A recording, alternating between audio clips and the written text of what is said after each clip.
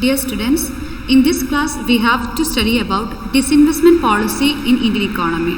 So as part of economic reforms, we have already came across the foreign direct investment, foreign institutional investment, and such type of another major policy that has been initiated in Indian economy as part of economic reforms 1991, that is disinvestment policy. So first of all, let us look upon what this disinvestment means. So it means the sale of share of public sector undertakings by the government. ഗവൺമെൻറ്റിൻ്റെ കീഴിലുള്ള public sector undertakings വിൽക്കുന്ന ആ ഒരു പ്രോസസ്സിനെയാണ് disinvestment എന്ന് പറയുന്നത്. വിൽക്കുക എന്ന് ഉദ്ദേശിക്കുന്നത് പബ്ലിക് സെക്ടറിൻ്റെ കീഴിലുള്ള ചില ഇൻസ്റ്റിറ്റ്യൂഷൻസ് അല്ലെങ്കിൽ അണ്ടർടേക്കിങ്സിനെ പ്രൈവറ്റ് സെക്ടറിലേക്ക് സെല്ല് ചെയ്യുന്ന ആ ഒരു പ്രോസസ്സിനെയാണ് ഡിസിൻവെസ്റ്റ്മെൻറ്റ് എന്ന് പറയുന്നത്. So simply we can say that taking your money out of the companies you invested in. നമ്മൾ ഇൻവെസ്റ്റ് ചെയ്ത, ഇപ്പം ഒരു എക്സാമ്പിളായിട്ട് പറയുകയാണ്, നമ്മളൊരിടത്ത് ഇൻവെസ്റ്റ് ചെയ്തിട്ടുണ്ടെങ്കിൽ അവിടുന്ന് നമ്മൾ നമ്മുടെ പണം തിരിച്ചെടുക്കുന്നതിനെ ആണ് ഡിസിൻവെസ്റ്റ്മെൻറ്റ് എന്ന് പറയുന്നത്. അതിനൊരു എക്സാമ്പിളും കൊടുത്തിട്ടുണ്ട്. ഇപ്പം ഒരു എക്സാമ്പിൾ, റാം എന്ന് പറഞ്ഞ ആൾ ഒരു 1 ലക്ഷം രൂപ ABC ലിമിറ്റഡ് എന്ന് പറഞ്ഞ കമ്പനിയിൽ ഇൻവെസ്റ്റ് ചെയ്തു in the form of 500 shares. അവിടുത്തെ ഒരു 500 ഷെയർസിൽ ഇൻവെസ്റ്റ് ചെയ്തു. അതിനുശേഷം കുറച്ച് വർഷങ്ങൾ കഴിഞ്ഞപ്പോഴത്തേക്കും now he plans to sell this share. വേറൊരാൾക്ക് ഈ ഷെയർ സെയിൽ ചെയ്യുവാണ്, വിൽക്കാനായിട്ട് ഈ റാം എന്ന് പറഞ്ഞ ആൾ തീരുമാനിച്ചു.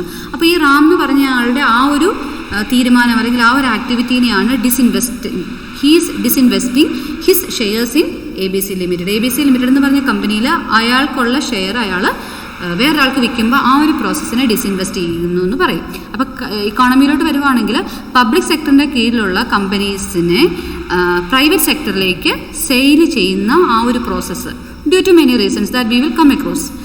So it is usually this term is used in the context of public sector undertakings. Public sector undertakingsന്റെ കീഴിലാണ് നമ്മൾ ഈ ഒരു ടേം യൂഷ്വലി ഉപയോഗിക്കുന്നത്. And when the government sells its shares to private entities, so sell ചെയ്യുന്നു എന്ന് പറയുമ്പം they are selling this to the private entities. അപ്പോൾ public sector undertakings means those companies where the government has more than 51% ownership. എന്താണ്, പകുതിയിൽ കൂടുതൽ ഓണർഷിപ്പും ഗവൺമെൻറ്റിന് വരുന്ന തരത്തിലുള്ള കമ്പനികളെയാണ് പബ്ലിക് സെക്ടർ അണ്ടർടേക്കിങ്സ് എന്ന് പറയുന്നത്. അപ്പോൾ അവിടുത്തെ മേജർ ഇൻഫ്ലുവൻസ് അല്ലെങ്കിൽ മേജർ കൺട്രോൾ എന്ന് പറയുന്നത് ഗവൺമെൻറ് തന്നെയായിരിക്കും. അങ്ങനെയുള്ള ചില കമ്പനീസിനെ ചില കാരണങ്ങൾ കൊണ്ട് പ്രൈവറ്റ് എൻറ്റിറ്റീസിന് വിൽക്കും അല്ലെങ്കിൽ അതിൻ്റെ ഷെയർ വിൽക്കും. അപ്പോൾ പബ്ലിക് സെക്ടർ അണ്ടർടേക്കിങ്സിൽ ഇപ്പോൾ ഒരു കമ്പനി അവിടുത്തെ ഒരു 75% ഷെയർ ഗവൺമെൻറ്റിൻ്റേതാണ്. അങ്ങനെ വരുന്ന ഒരു സിറ്റുവേഷനിൽ ഈ പറയുന്ന ഡിസിൻവെസ്റ്റ്മെൻറ്റ് വരുമ്പോൾ ഈ ഒരു 75% ഉള്ള ഗവൺമെൻറ്റിൻ്റെ ഷെയർ ഗവൺമെൻറ് പ്രൈവറ്റ് എൻറ്റിറ്റീസിന് വിൽക്കും. അപ്പോൾ അതിനെയാണ് ഡിസിൻവെസ്റ്റ്മെൻറ്റ് എന്ന് പറയുന്നത്. Mainly this disinvestment is based upon 2 reasons. One is fiscal support, to provide fiscal support. Second is to improve the efficiency. Physical support provide ചെയ്യുക അല്ലെങ്കിൽ ഫിസിക്കൽ സപ്പോർട്ട് ഇൻക്രീസ് ചെയ്യുക, അതുപോലെ തന്നെ എഫിഷ്യൻസി ഇൻക്രീസ് ചെയ്യുക. So physical support, first argument says that governments resources R limited. ഗവൺമെൻറ്റിന് നമുക്കറിയാം, നമ്മൾ നേരത്തെ ക്ലാസ്സുകളിലൊക്കെ കണ്ടു, ഗവൺമെൻറ്റിൻ്റെ റിസോഴ്സ് എന്ന് പറയുന്നത് എപ്പോഴും ലിമിറ്റഡ് ആണ്. ഫിസിക്കൽ ഡെഫിസിറ്റ് ആണ് എപ്പോഴും ഗവൺമെൻറ്റിൻ്റെ സെക്ടറിൽ നമുക്ക് കാണാനായിട്ട് പറ്റുന്നത്. അപ്പോൾ അതുകൊണ്ട് തന്നെ റിസോഴ്സ് ലിമിറ്റഡ് ആയതുകൊണ്ട് ഈ ലിമിറ്റഡ് ആയിട്ടുള്ള റിസോഴ്സസ് പ്രയോറിറ്റി ഏരിയാസിലോട്ട് ഇൻവെസ്റ്റ് ചെയ്യുക എന്നുള്ളതാണ് അവിടുത്തെ ഒരു ഫോക്കസ്. ഗവൺമെൻറ്റിൻ്റെ ഒരു ഫോക്കസ് എപ്പോഴും അങ്ങനെ ആയിരിക്കണം. ഇപ്പോൾ ഒരുപാട് സെക്ടേഴ്സ് ഉണ്ടെങ്കിൽ നമ്മുടെ റിസോഴ്സ് ലിമിറ്റഡ് ആണെങ്കിൽ ആ ലിമിറ്റഡ് റിസോഴ്സ് ഏറ്റവും അത്യാവശ്യമുള്ള സെക്ടേഴ്സിൽ സോഷ്യൽ പ്രയോറിറ്റിയുള്ള, ഇപ്പോൾ ഹെൽത്ത്, ഫാമിലി, എഡ്യൂക്കേഷൻ ഇങ്ങനെയുള്ള മേഖലകളിലേക്കായിരിക്കും കൂടുതൽ റിസോഴ്സും ഇൻവെസ്റ്റ് ചെയ്യുന്നത്. അപ്പോൾ ഈ പറയുന്ന പ്രയോറിറ്റി ഏരിയാസിലോട്ട് കൂടുതൽ ഇൻവെസ്റ്റ് ചെയ്യണമെങ്കിൽ നോൺ സ്ട്രാറ്റജിക് ആയിട്ടുള്ള അല്ലെങ്കിൽ അത്ര പ്രാധാന്യമില്ലാത്ത തരത്തിലുള്ള അല്ലെങ്കിൽ സെക്കൻഡറി ആയിട്ടുള്ള പബ്ലിക് സെക്ടർ എൻ്റർപ്രൈസസിനെ റിസോഴ്സസിനെ പതുക്കെ ലോക്ക് ചെയ്യുകയോ അല്ലെങ്കിൽ സെയിൽ ചെയ്യുകയോ ചെയ്യണം. എന്ന് പറഞ്ഞാൽ റിസോഴ്സ്, ഗവൺമെൻറ്റിൻ്റെ റിസോഴ്സ് ഏറ്റവും പ്രാധാന്യമുള്ള മേഖലകളിലേക്ക് ഡിവോട്ട് ചെയ്യുന്ന തരത്തിലൊരു മാറ്റം കൊണ്ടുവരിക. അപ്പോൾ അതാണ്, അപ്പോൾ അങ്ങനെ ഒരു ഫിസിക്കൽ സപ്പോർട്ട് കൊണ്ടുവരാൻ വേണ്ടിയിട്ടാണ് നോൺ സ്ട്രാറ്റജിക് ആയിട്ടുള്ള എൻ്റർപ്രൈസസിനെ എല്ലാം ഡിസിൻവെസ്റ്റ് ചെയ്ത് വിട്ടത്. രണ്ടാമത്തെ ഒരു കാരണം എഫിഷ്യൻസി ഇംപ്രൂവ്മെൻറ്റ്. സോ പല എൻ്റർപ്രൈസസും ഗവൺമെൻറ് സെക്ടറിൻ്റെ അല്ലെങ്കിൽ ഗവൺമെൻറ് കൺട്രോളിലുള്ള പല എൻ്റർപ്രൈസസും നമുക്ക് കാണാനായിട്ട് പറ്റും, they lack efficiency in its performance. അപ്പോൾ ഡിസിൻവെസ്റ്റ്മെൻറ്റിൻ്റെ ഭാഗമായിട്ട് ഓണർഷിപ്പിൻ്റെ ഒരു വലിയ ശതമാനം പ്രൈവറ്റ് സെക്ടറിലോട്ട് പോകുമ്പോൾ അല്ലെങ്കിൽ പ്രൈവറ്റ് ഹാൻഡ്സിലോട്ട് കൊടുക്കുമ്പോൾ അവിടെ കോമ്പറ്റീഷനും അവിടെ ഒരു എഫിഷ്യൻസിയും ഇൻക്രീസ് ചെയ്യുകയും ഒരു മാർക്കറ്റ് ഡിസിപ്ലിൻ മെയിൻറ്റെയിൻ ചെയ്യാനും സാധിക്കും. അപ്പോൾ എപ്പോഴും പബ്ലിക് സെക്ടർ എൻ്റർപ്രൈസസിലുള്ള പല കമ്പനികളും പ്രൈവറ്റ് സെക്ടറിലേക്ക് ഹാൻഡ് ഓവർ ചെയ്യുന്നത് അവിടുത്തെ എഫിഷ്യൻസി ഇമ്പ്രൂവ് ചെയ്യാൻ വേണ്ടിയാണ്. മറ്റൊരു പ്രധാനപ്പെട്ട കാരണം എന്ന് പറയുന്നത് പബ്ലിക് സെക്ടറിൻ്റെ പ്രധാനപ്പെട്ട ടാർഗറ്റ് വെൽഫെയർ ഓറിയൻറ്റഡ് ആണ്. അപ്പോൾ എപ്പോഴും പ്രോഫിറ്റ് മോട്ടീവിൽ ഫങ്ഷൻ ചെയ്യാനായിട്ട് പറ്റിയെന്ന് വരില്ല. അപ്പോൾ അതുകൊണ്ട് തന്നെ എഫിഷ്യൻസി അത്ര കണ്ട് ഇമ്പ്രൂവ്മെൻറ്റും നടക്കില്ല. അത് പ്രൈവറ്റ് സെക്ടറിലോട്ട് കൊടുക്കുമ്പം they will be primarily focusing upon profit motive. അങ്ങനെ നഷ്ടത്തിൽ പോകുന്ന ഏതെങ്കിലും കമ്പനികളുണ്ടെങ്കിൽ private sectors can most probably make it profitable. So the disinvestment policy of government of India, there is a separate department, Ministry of Financeന്റെ കീഴിൽ, Ministry of Finance അല്ല ഡിസിൻവെസ്റ്റ്മെൻറ്റ് പോളിസിയുടെ department, Ministry of Financeന്റെ കീഴിൽ ഒരു സെപ്പറേറ്റ് ആയിട്ടൊരു ഡിപ്പാർട്ട്മെൻറ്റ് ഉണ്ട് ഈ പറയുന്ന ഡിസിൻവെസ്റ്റ്മെൻറ്റ് related ആയിട്ടുള്ള കാര്യങ്ങളെല്ലാം ഹാൻഡിൽ ചെയ്യാൻ വേണ്ടിയിട്ട്. അപ്പം 1999 ഡിസംബർ 10 ഈ ഒരു ഡിപ്പാർട്ട്മെൻറ്റ് ഓഫ് ഡിസിൻവെസ്റ്റ്മെൻറ്റ് കോൺസ്റ്റിറ്റ്യൂട്ട് ചെയ്തു. മിനിസ്ട്രി ഓഫ് ഫിനാൻസിൻ്റെ കീഴിൽ സെപ്പറേറ്റ് ഡിപ്പാർട്ട്മെൻറ്റായിട്ട് ഡിപ്പാർട്ട്മെൻറ്റ് ഓഫ് ഡിസിൻവെസ്റ്റ്മെൻറ്റ് കോൺസ്റ്റിറ്റ്യൂട്ട് ചെയ്തു. പിന്നീട് അതൊന്ന് റീനെയിം ചെയ്തു, department of investment and public asset management എന്നുള്ള പേരിൽ അത് റീനെയിം ചെയ്തു. അപ്പോൾ ഈ ഒരു ഡിപ്പാർട്ട്മെൻറ്റാണ് ഡിസിൻവെസ്റ്റ്മെൻറ്റ് മാറ്റേഴ്സ് എല്ലാം ഡീൽ ചെയ്യുന്നത്. അതോടൊപ്പം തന്നെ ഓരോ യൂണിയൻ ബഡ്ജറ്റിലും ഡിസിൻവെസ്റ്റ്മെൻറ്റ് ടാർഗറ്റ് സെറ്റ് ചെയ്യാനായിട്ട് തുടങ്ങി. അപ്പോൾ ഓരോ വർഷവും ടാർഗറ്റ് വെക്കും, ഇത്ര ക്രോഡ്സ് നമ്മൾ ഡിസിൻവെസ്റ്റ് ചെയ്യും അല്ലെങ്കിൽ ഡിസിൻവെസ്റ്റ് ചെയ്യണം, അങ്ങനെ ഒരു ടാർഗറ്റും പിന്നത്തെ ബഡ്ജറ്റ് ആകുമ്പോൾ എത്രമാത്രം അത് അച്ചീവ് ചെയ്തു എന്നുള്ള ഒരു അനാലിസിസും നടത്താനായിട്ട് തുടങ്ങി. അപ്പോൾ ഇങ്ങനെയൊരു ടാർഗറ്റ് ബഡ്ജറ്റ് വെക്കുമ്പോൾ ഗവൺമെൻറ്റാണ് ഫൈനൽ ഡിസിഷൻ എടുക്കുന്നത്, ടാർഗറ്റ് ഇൻക്രീസ് ചെയ്യണോ ടാർഗറ്റ് ഡിക്രീസ് ചെയ്യണോ എന്നൊക്കെയുള്ള കാര്യങ്ങൾ. So since late 1990s, disinvestment has become an almost regular feature of union budget. ഓരോ സക്സസീവ് ഗവൺമെൻറ്റും വരുമ്പോഴും ഓരോ ബഡ്ജറ്റിലും ഈ ഒരു ഡിസിൻവെസ്റ്റ്മെൻറ്റിനെ കുറിച്ചുള്ള കാര്യങ്ങൾ ടാർഗറ്റ് സെറ്റ് ചെയ്യാനായിട്ട് തുടങ്ങി.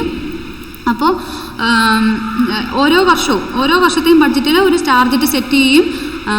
അപ്പോൾ പബ്ലിക് സെക്ടർ എൻ്റർപ്രൈസസിൻ്റെ ഫണ്ട് റേസ് ചെയ്യാൻ വേണ്ടിയിട്ട് ടാർഗറ്റ് കൂട്ടും കുറയ്ക്കും. ആ ഫൈനൽ ഡിസിഷൻ ഗവൺമെൻറ് തീരുമാനിക്കും.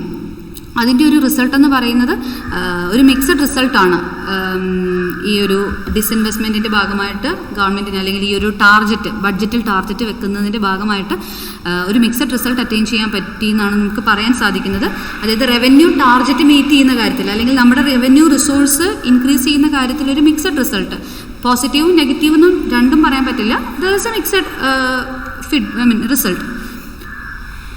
സോ ഒരു ഡിസിൻവെസ്റ്റ്മെൻറ്റ് കാൻഡിഡേറ്റ്സിനെ ഗവൺമെൻറ് സെലക്ട് ചെയ്യുന്നു, അല്ലെങ്കിൽ ആർക്ക് ഗവൺമെൻറ് പബ്ലിക് സെക്ടർ എൻ്റർപ്രൈസസ് വിൽക്കണം എന്നുള്ള കാര്യം ഗവൺമെൻറ് തീരുമാനിക്കുന്നത് പല ഫാക്ടേഴ്സിനെ ബേസ് ചെയ്താണ്. അതായത് അവരുടെ എക്സിസ്റ്റിംഗ് ഷെയർ എത്രയാണ് ആ കമ്പനിയിൽ, private sector interest in ownership of that enterprise, general market situation, expected value realization, ഇങ്ങനെയുള്ള ചില ഫാക്ടേഴ്സിൻ്റെ ഒക്കെ ബേസിസിലാണ് ഡിസിൻവെസ്റ്റ്മെൻറ്റ് കാൻഡിഡേറ്റിനെ സെലക്ട് ചെയ്യുന്നത്. And the main objectives with regard to disinvestment in India, so primarily this disinvestment is motivated by the optimization of resources to deliver maximum return. അപ്പോൾ resource ഒപ്റ്റിമൈസേഷനും maximum റിട്ടേണുമാണ് ഏറ്റവും പ്രധാനപ്പെട്ട ഒബ്ജക്റ്റീവ് എന്ന് പറയുന്നത്. നമ്മൾ ഓൾറെഡി പറഞ്ഞു government resources വളരെ limited ആയതുകൊണ്ട് തന്നെ ഏറ്റവും നല്ല രീതിയിൽ ഏറ്റവും ഒപ്റ്റിമൈസ്ഡ് ആയിട്ട് അത് ഉപയോഗിക്കണം. അതുപോലെ തന്നെ മാക്സിമം പ്രോഫിറ്റബിൾ ആയിട്ട് മാക്സിമം റിട്ടേൺ കിട്ടുന്ന രീതിയിൽ വേണം ഈ ഒരു റിസോഴ്സ് നമ്മൾ ഉപയോഗിക്കാനായിട്ട്. So it aims at reducing the financial burden on the government. അപ്പോൾ പല പബ്ലിക് സെക്ടർ അണ്ടർടേക്കിങ്സ്, അതിനെ നമ്മൾ സിക്ക് യൂണിറ്റ്സ് എന്ന് പറയും, പല പബ്ലിക് സെക്ടർ അണ്ടർടേക്കിങ്സും ഇന്നെഫിഷ്യൻ്റ് ആണ്, വളരെ പുവറായിട്ട് ഫങ്ഷൻ ചെയ്യുന്നു, ഒരു ലാഭകരമായിട്ടുള്ള ഒന്നും ചെയ്യുന്നില്ല, ഫുൾ നഷ്ടത്തിലാണ് പോകുന്നത്. അപ്പോൾ അങ്ങനെയുള്ള അണ്ടർടേക്കിങ്സിനെ നമ്മൾ സിക്ക് യൂണിറ്റ്സ് എന്ന് പറയും. ഈ സിക്ക് യൂണിറ്റ്സ് എല്ലാം ഗവൺമെൻറ്റിനെ സംബന്ധിച്ചൊരു ഫിനാൻഷ്യൽ ബർഡനാണ്. അത് ഓടിച്ചുകൊണ്ട് പോകണമെങ്കിൽ ഗവൺമെൻറ്റിന് നഷ്ടമാണ്, ചിലവ് മാത്രമേ ഉള്ളൂ, വരവൊന്നും ഇല്ലാത്തൊരവസ്ഥയുണ്ട്. അപ്പോൾ അങ്ങനെ വരുമ്പോൾ ഗവൺമെൻറ്റിന് ഒരു ബർഡനാണ്. അപ്പോൾ ഡിസിൻവെസ്റ്റ്മെൻറ്റ് എന്ന് പറയുന്നത് ഈ ഒരു ബർഡൻ റെഡ്യൂസ് ചെയ്യുക, അതുപോലെ പബ്ലിക് ഫിനാൻസ് അങ്ങനെ ഇമ്പ്രൂവ് ചെയ്യുക. അതായത് ഈ നഷ്ടത്തിൽ പോകുന്ന കമ്പനീനെ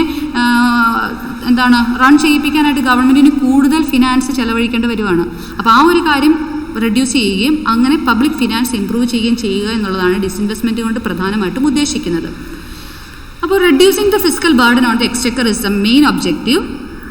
പിന്നെ ബഡ്ജറ്റ് നീഡ്സ് മീറ്റ് ചെയ്യുക, അതായത് നമ്മുടെ പബ്ലിക് ഫിനാൻസ് ഇൻക്രീസ് ചെയ്യുക, ഓവറോൾ ഇക്കണോമിക് എഫിഷ്യൻസി ഇമ്പ്രൂവ് ചെയ്യുക, ഫിസ്ക്കൽ ഡെഫിസിറ്റ് റെഡ്യൂസ് ചെയ്യുക, പ്രൈവറ്റ് ഓണർഷിപ്പ് എൻകറേജ് ചെയ്യുക, പ്രൈവറ്റ് പാർട്ടിസിപ്പേഷനും പ്രൈവറ്റ് ഇൻവോൾവ്മെൻറ്റും എൻകറേജ് ചെയ്യുക, കോമ്പറ്റീഷൻ പ്രൈവറ്റ് ഇൻഫ്ലുവൻസും പ്രൈവറ്റ് പാർട്ടിസിപ്പേഷനും കൂടുന്നതനുസരിച്ച് മാർക്കറ്റിൽ ഒരു കോമ്പറ്റേറ്റീവ് നേച്ചർ വരും.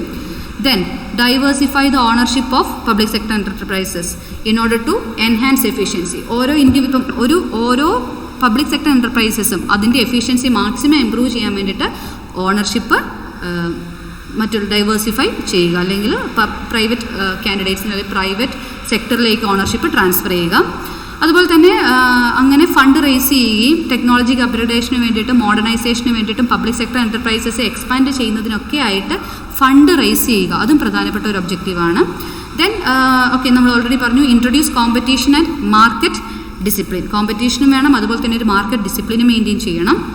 ഇനി ഗ്രോത്ത് ആൻഡ് ഡെവലപ്മെൻറ്റ് പ്രോഗ്രാംസിന് വേണ്ടിയിട്ടുള്ള ഫണ്ട് റേസ് ചെയ്യുക. രാജ്യത്തിൻ്റെ ഗ്രോത്ത് ആക്ടിവിറ്റീസിനും ഡെവലപ്മെൻറ്റ് പ്രോഗ്രാംസിനും വേണ്ടിയിട്ടുള്ള ഫണ്ട് റേസ് ചെയ്യുക. വൈഡർ ഷെയർ ഓഫ് ഓണർഷിപ്പിൻ്റെ ഷെയർ ഇൻക്രീസ് ചെയ്യുക. പ്രൈവറ്റ് എൻ്റർപ്രൈസസ് വരുമ്പോഴത്തേനും പല പ്രൈവറ്റ് കാൻഡിഡേറ്റ്സും ചിലപ്പോൾ ഇതിൻ്റെ ഒരു ഓണർഷിപ്പ് ഷെയർ ചെയ്യാനായിട്ട് വരും. Then transfer of commercial risk. ഈ പറയുന്ന ലോസ് മേക്കിംഗ് ആയിട്ടുള്ള സിക്ക് യൂണിറ്റ്സ് എപ്പോഴും ഒരു കൊമേഴ്ഷ്യൽ റിസ്ക് ഫേസ് ചെയ്യുന്നുണ്ട്. അപ്പോൾ ഈ ഒരു ഓണർഷിപ്പ് ട്രാൻസ്ഫർ ചെയ്യുമ്പം ഈ ഒരു റിസ്ക്കും കൂടിയാണ് അവിടെ ട്രാൻസ്ഫർ ചെയ്യപ്പെടുന്നത്. അപ്പോൾ ഇത്രയാണ് പ്രധാനപ്പെട്ട ഒബ്ജക്റ്റീവ്സ് ഒരു ഡിസിൻവെസ്റ്റ്മെൻറ്റ് പോളിസി ഇനീഷ്യേറ്റ് ചെയ്യുമ്പോൾ. Now the importance of disinvestment. എന്താണ് ഈ ഒരു ഡിസിൻവെസ്റ്റ്മെൻറ്റിൻ്റെ പ്രാധാന്യം? So it is very significant in the Indian economy because ഈ ഒരു ഡിസിൻവെസ്റ്റ്മെൻറ്റിൻ്റെ ഭാഗമായിട്ട് ഓണർഷിപ്പ് അല്ലെങ്കിൽ പബ്ലിക് സെക്ടറിൻ്റെ കീഴിലുള്ള പല കമ്പനികളും നമ്മൾ പ്രൈവറ്റ് സെക്ടറിലേക്ക് സെയിൽ ചെയ്യുകയും അതുവഴി നമുക്ക് നമ്മുടെ ഫിസ്ക്കൽ ഡെഫിസിറ്റ് കുറയ്ക്കുകയും അല്ലെങ്കിൽ ഫണ്ട് റേസ് ചെയ്യാനും സാധിക്കും. അങ്ങനെ ഡിസിൻവെസ്റ്റ് ചെയ്ത് കിട്ടുന്ന പണം വേറെ പല കാര്യങ്ങൾക്കും ഉപയോഗിക്കാനായിട്ട് പറ്റും. അതുതന്നെയാണ് അതിൻ്റെ പ്രാധാന്യം, ഡിസിൻവെസ്റ്റ്മെൻറ്റിൻ്റെ പ്രാധാന്യം എന്ന് പറയുന്നത്. ഡിസിൻവെസ്റ്റ്മെൻറ്റ് കൊണ്ട് നമുക്ക് ഒബ്റ്റെയിൻ ചെയ്യുന്ന ഫിനാൻസ് നമുക്ക് കൂടുതൽ പ്രാധാന്യമുള്ള കാര്യങ്ങൾക്കായിട്ട് ഉപയോഗിക്കാം. ഒന്ന്, ഫിസ്ക്കൽ ഡെഫിസിറ്റ് ഇൻക്രീസ് ചെയ്യുക. ലാർജ് സ്കെയിൽ ഇൻഫ്രാസ്ട്രക്ചർ പ്രോജക്റ്റ്, രാജ്യത്തിൻ്റെ ഡെവലപ്മെൻറ്റിന് ഏറ്റവും പ്രാധാന്യമുള്ളതാണ് ഇൻഫ്രാസ്ട്രക്ചർ ഡെവലപ്പ് ചെയ്യുക എന്നുള്ളത്. അപ്പോൾ അത് ഫിനാൻസ് ചെയ്യുക. ഇൻക്രീസിങ് കൺസംഷൻ ആൻഡ് ഡിമാൻഡ്, കൺസംഷനും ഡിമാൻഡും ഇൻക്രീസ് ചെയ്യുക. ഗവൺമെൻറ്റിൻ്റെ ഡെപ്റ്റ് മിനിമൈസ് ചെയ്യുക. ഇപ്പോൾ 40 to 45% of the centre's revenue receipt go towards repaying public ഡെപ്റ്റ്. അപ്പോൾ ഈ പബ്ലിക് ഡെപ്റ്റ് റീപേ ചെയ്യുക എന്നുള്ളതാണ് പ്രധാനപ്പെട്ട ഒരു ആക്ടിവിറ്റി. സെൻറ്ററിന് നമ്മുടെ റവന്യൂ റെസിപ്റ്റിൽ പ്രധാനപ്പെട്ട ഒരു മേഖല പബ്ലിക് ഡെപ്റ്റ് റീപേ ചെയ്യുക. അപ്പോൾ ആ ഒരു സിറ്റുവേഷൻ മിനിമൈസ് ചെയ്യുക. ദെൻ എൻകറേജ് സ്പെൻഡിങ് എൻകറേജ് ചെയ്യുക, ഇൻവെസ്റ്റ്മെൻറ്റ് എൻകറേജ് ചെയ്യുക. ഡൈവേഴ്സിഫിക്കേഷൻ ഓഫ് ഫേംസ് എക്സ്പാൻഡ് ചെയ്യാനും ഡൈവേഴ്സിഫിക്കേഷൻ ഓപ്പർച്യൂണിറ്റീസും ഫേംസിന് കൊടുക്കുക. ഹെൽത്ത് എഡ്യൂക്കേഷൻ പോലുള്ള സോഷ്യൽ പ്രോഗ്രാംസിൽ ഇൻവെസ്റ്റ് ചെയ്യുക. ബെറ്റർ എൻവയോൺമെൻറ്റ് ഫോർ ഇൻവെസ്റ്റ്മെൻറ്റ്, ഒരു ഇൻവെസ്റ്റ്മെൻറ്റിന് പറ്റിയ ഒരു സാഹചര്യം, ഒരു എൻവയോൺമെൻറ്റ് സിറ്റുവേഷൻ ക്രിയേറ്റ് ചെയ്യുക. It also assumes significance due to prevalence of an increasingly competitive environment. നമ്മൾ പറഞ്ഞു ഓൾറെഡി, പ്രൈവറ്റ് പാർട്ടിസിപ്പേഷൻ വരുമ്പോൾ ആ ഒരു കോമ്പറ്റേറ്റീവ് എൻവയോൺമെൻറ്റ് വരും. അങ്ങനെ കോമ്പറ്റേറ്റീവ് എൻവയോൺമെൻറ്റ് വരുമ്പോൾ ഈ പറയുന്ന ഡിഫിക്കൽട്ട് സിറ്റുവേഷനിൽ ഓപ്പറേറ്റ് ചെയ്തിരുന്ന പബ്ലിക് സെക്ടർ എൻ്റർപ്രൈസസ് ഒക്കെ പ്രോഫിറ്റബിളായിട്ട് ഓപ്പറേറ്റ് ചെയ്യാനായിട്ട് തുടങ്ങും. അങ്ങനെ വരുമ്പോൾ this leads to rapid erosion of value of public assets, making it critical to disinvest early to realise a high value. അപ്പോൾ അങ്ങനെ പബ്ലിക് സെക്ടർ എൻ്റർപ്രൈസസ് പ്രോഫിറ്റബിളായിട്ട് ഓപ്പറേറ്റ് ചെയ്യുന്നതിൽ ഒരു ബുദ്ധിമുട്ട് വന്നാൽ അന്നേരം തന്നെ ഇതിനെ ഡിസിൻവെസ്റ്റ് ചെയ്യുക, അല്ലെങ്കിൽ അത് കൂടുതൽ നഷ്ടത്തിലേക്ക് തന്നെ പോകാനുള്ള സാധ്യതയേ ഉള്ളൂ. And private entities or companies buy these disinvested stakes for a cheap price, and skill, discipline and talent by such private entities helps in improving the overall efficiency of SIC units. അപ്പോൾ ഈ private entities എന്താ ചെയ്യുന്നത്? അവർ ഈ ഡിസിൻവെസ്റ്റഡ് കമ്പനീസിൻ്റെ share മേടിക്കും വളരെ ചീപ്പ് പ്രൈസിൽ. കാരണം എന്താണ്? നഷ്ടത്തിലോടുന്ന നിർത്താറായി കിടക്കുന്ന ഒരു കമ്പനിയുടെ ഷെയറാണ് മേടിക്കുന്നത്. അപ്പോൾ അത് വളരെ ചീപ്പ് പ്രൈസിൽ അവർക്ക് കിട്ടും.